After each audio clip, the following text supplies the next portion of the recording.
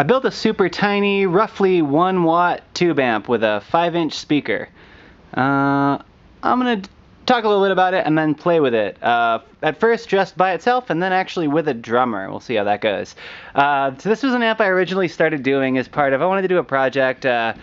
Essentially people who understood electronics and knew what they were doing enough to not electrocute themselves could build a tube amp for pretty cheaply, just, you know, to get their feet in the water a little bit, so to speak.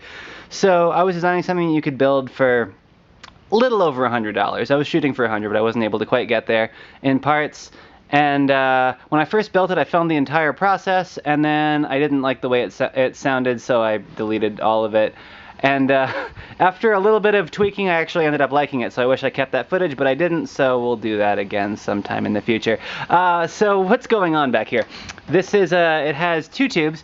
There's this obvious one right there, and this one's the power tube, so to speak. It's a ECC 82, which is a, 12A U7. And that's the output power tube. Up in the front, very difficult to see, there is a 12A X7. Up there, I initially used a 12A T7 to give it more clean headroom, but let's be honest here, clean headroom is not the point of a 1-ish watt amp, so forget it, it's just a high gain amp. It sounds like a box of angry bees, and that's the way it should sound, I guess. That's its purpose in life. This over here is the power transformer, which is, man, it's for some Fender unit that's a spring reverb, but only a spring reverb. So it's a standalone reverb unit, but instead I'm just using it for this. I had initially done a reverb transformer over here, and actually only about an hour into like jamming with it the first time, it blew out that transformer. Even though they were rated for 3.5 watts, I don't know if I got a defective one or if it just really doesn't quite put out what it says it does. Or tolerate it, I don't know, whatever. This one is a Hammond something 1750C, I believe. It's rated for 5 watts, and this one's been fine, so this should be more than good enough. And essentially what goes on back here is you have, these type of standard Novel tubes generally have 2 triodes in them. So a 12AX7 has 2 triodes, the first gain stage, and then it goes to the volume knob over here, and then from there it goes into the second half of that 12AX7 that's hidden back there. And then from there we go to, it's not a real tone stack, it's a treble and a bass, but it's mostly a treble and bass cut, and they kind of play with each other in the volume of it. It's a real simple circuit to minimize components, and also to fit everything in this tiny, man, what is this, I think 6-inch wide, maybe 7, I don't know. It was really tight working in there. In the future I'd recommend trying to do that in a bigger case, because things were real tight. And then from there it runs over, and the 2 triodes and the 12AU7 are just kind of bundled together. The plates are bundled together, the cathodes, yeah, they're all both triodes are in use. And then that fuels the output transformer. It's single-ended, there's no negative feedback, so it runs straight from there to a jack, because I wanted to be able to plug it into regular speakers, because this little 5-inch speaker in here, I think it's supposed to be a replacement to Jensen Mod for, I think, some like tweeters and a Trace LED, I don't know, some sort of amp, I don't remember what. I just got the cheapest parts for a lot of these things that were available, and then also just got things that I could get on clearance. And so anyway, that's an amp. And now I'm going to play with it a little bit. Okay, now to do a quick demo. I am missing the high E string on this guitar, and I'm just using the camera mic, so it's a real quick, rough demo. I have it set right about now for as much clean as I can get before it starts to break up, and it'll sound a little bit like this. It sounds even better with a high E string.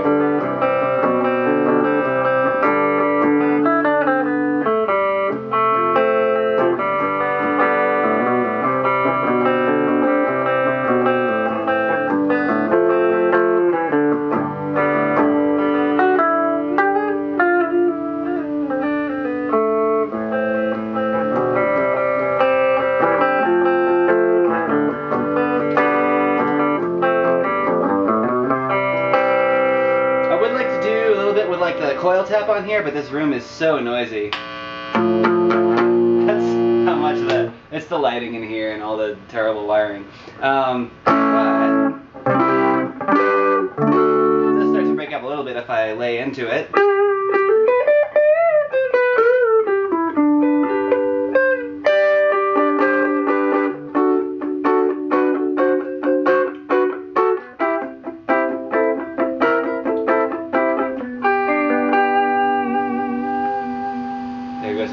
compressor in the background, that helps.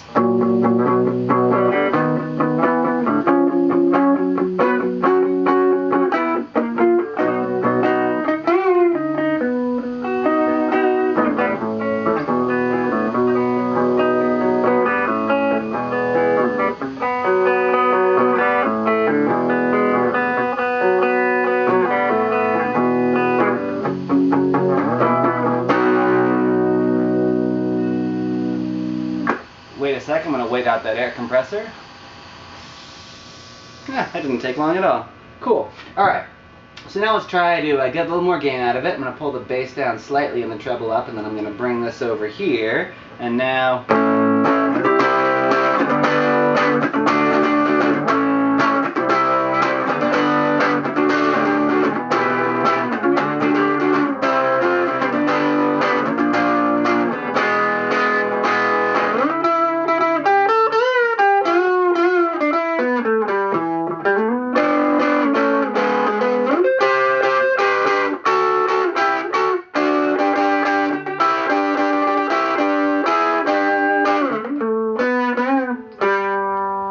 much of a guitarist, and I'm missing a string. That gives you an idea. Alright, now I'm going to switch over. This is a much higher output pickup, or really just closer to the strings. And then if I...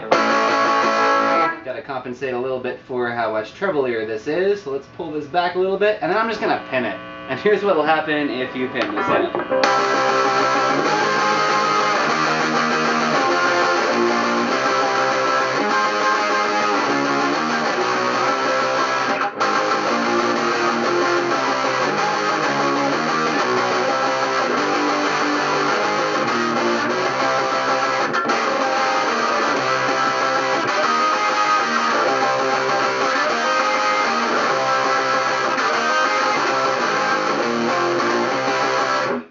Now let's take it to a drummer.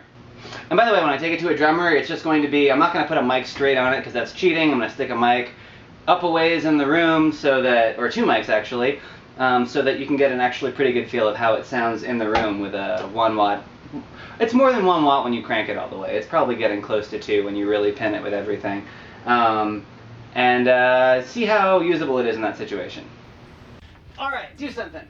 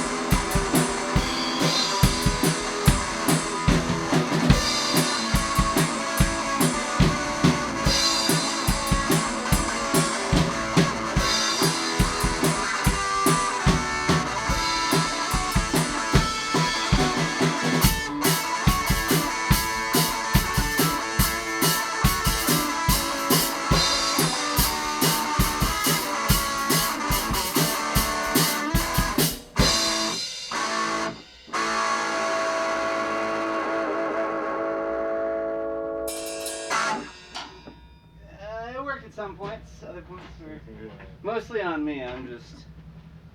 it's good enough for a demo.